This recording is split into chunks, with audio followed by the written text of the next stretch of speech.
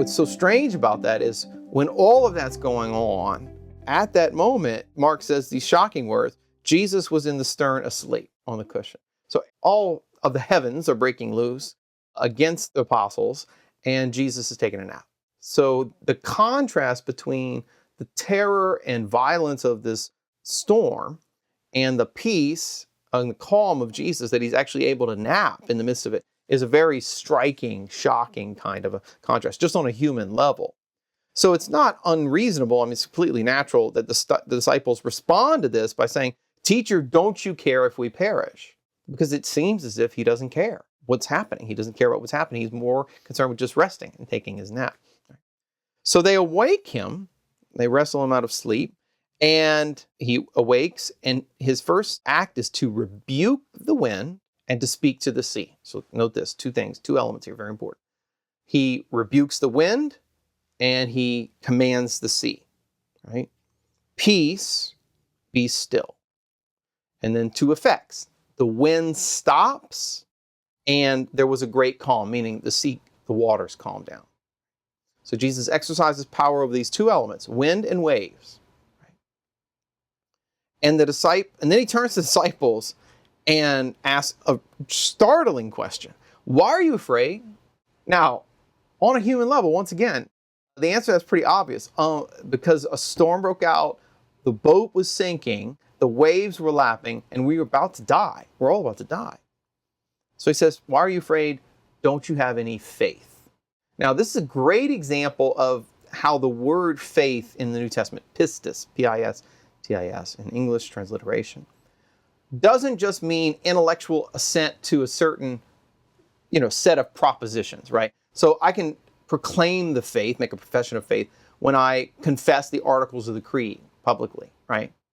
When Jesus says to the apostles, why do you have no faith? He's not saying, why aren't you monotheists? Or why don't you believe in the scriptures of Israel? That's not what he's talking about. He's not talking about propositional faith or intellectual faith, assent to certain articles or truths of the faith. He's talking about pistis and the other meaning that it can have, namely trust, right? Faith, trust are both legitimate translations of this word. So what he means here is, why don't you trust God? Why don't you believe that God has the power to save you, even in the midst of deadly dangers such as you're facing now? So in response to that question, the disciples are filled with awe, and they say to one another, and this is very important. In fact, it's the climax of the story, so it's the heart of it. Who is this that even the wind and the seas obey him?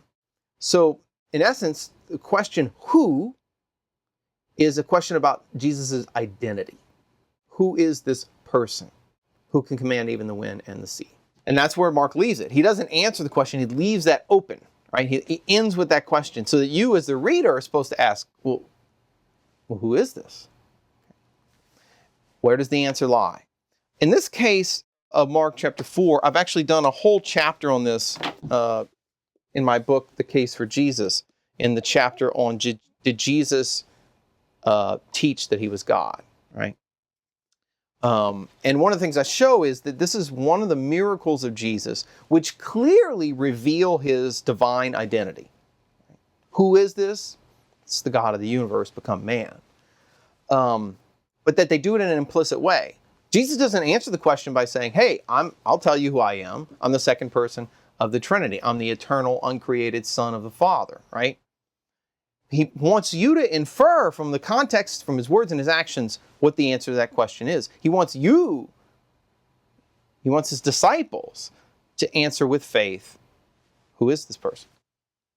And in this case, the answer to that question really lies, as so often is the case, in the Old Testament background. Because if you look at Mark chapter 4 and you read it in light of the Old Testament, in particular in light of one psalm, Psalm 107, there are a number of striking parallels between Psalm 107 and Mark chapter 4 that give you a key to interpreting the event. I don't have time to read the whole psalm. I go through this in more detail in The Case for Jesus, so you can check that out if you want to read a little bit more about this. But let me just look at Psalm 107, verse 27 to verse 31. Listen to these words with the stilling of the storm by Jesus in mind. The psalm says this, verse 23.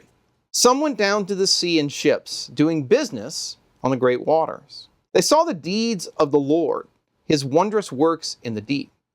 For he commanded and raised the stormy wind, which lifted up the waves of the sea. They mounted up to heaven. They went down to the depths. Their courage melted away in their evil plight. They reeled and staggered like drunken men and were at their wits' end.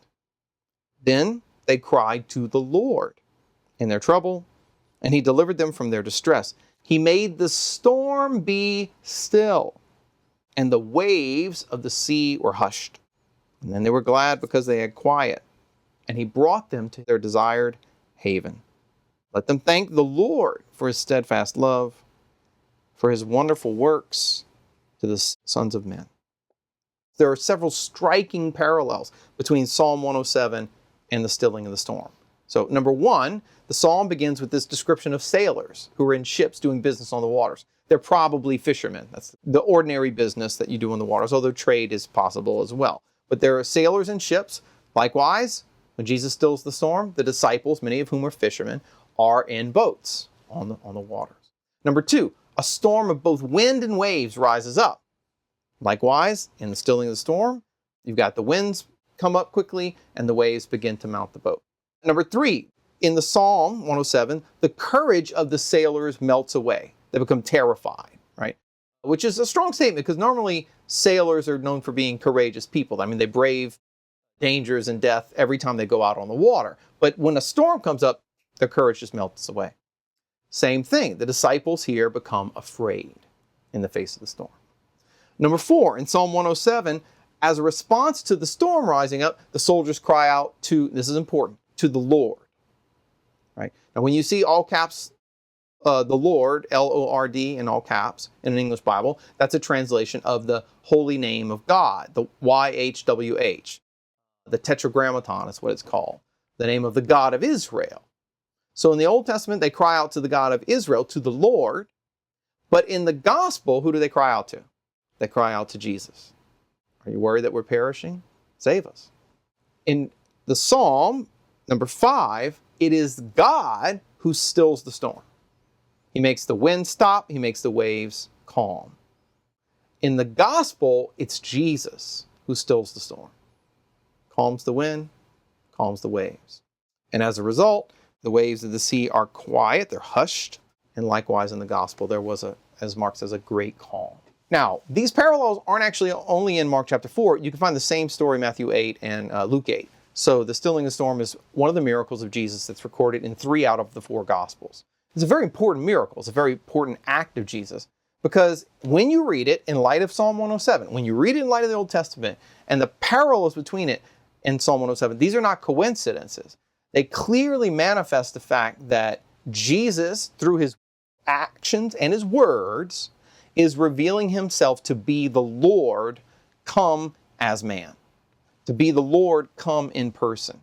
He does things in the New Testament that God does in the Old Testament. And not just the Old Testament, in the book of Psalms, which would have been a very popular book, would have been well known by Jews who sang the Psalms, who chanted them either in the synagogue or at the temple or both. Right? So this is a very powerful profile of Jesus, where he meets the criteria of being one with the God of the Old Testament. So the answer, who is this, that even the wind and the seas obey him? If you're a Jew and you know the scriptures, you know, wait a second, the wind and the seas obey the Lord. So who is this man, Jesus? He's the Lord, come in person.